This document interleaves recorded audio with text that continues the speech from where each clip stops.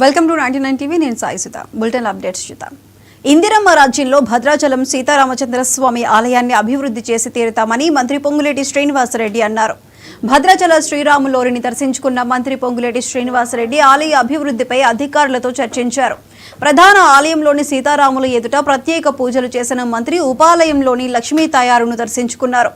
ఆశీర్వచనం అందించిన వేద పండితులు స్వామివారి ప్రసాదాన్ని, చిత్రపటాన్ని అందించారు. మంత్రితో పాటు స్వామివారిని మాజీ ఎమ్మెల్సీ బాలసాని లక్ష్మీనారాయణ, భద్రాచలం ఎమ్మెల్యే తెల్లం వెంకట్రావు దర్శించుకున్నారు.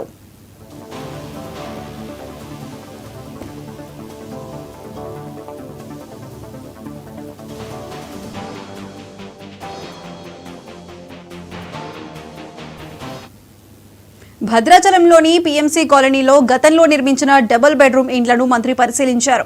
లెక్కల్లో చాలా తేడాలున్నాయని కాంట్రాక్టర్పై మంత్రి ఆగ్రహం వ్యక్తం చేశారు. అనంతరం శివారులోని ఒక ఫంక్షన్ హాల్లో భద్రాచలం అభివృద్ధిపై జిల్లా అధికారులతో సమావేశం నిర్వహించారు. మొదటి విడతగా 68 కోట్ల నిధులతో స్థల పరిశీలన పనులు త్వరలోనే మొదలు పెడతామని మంత్రి చెప్పారు. ఈరోజు స్వామివారి దర్శనమైన తర్వాత స్థానిక అధికారులతో చర్చించాం. ఈ మాడు వీధులు ఏర్పాటు చేయడం కోసం కొన్ని ల్యాండ్ ఎక్విజిషన్ రిక్వైర్మెంట్ ఉంది. వాటికి కూడా నోటిఫికేషన్ ఇచ్చాం.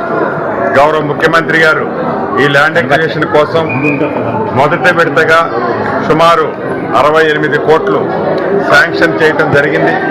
వాటితో పాటు ఇంకా టెంపుల్ అభివృద్ధికి ఇతరత్ర ఖర్చులకి తప్పకుండా రాష్ట్ర ప్రభుత్వం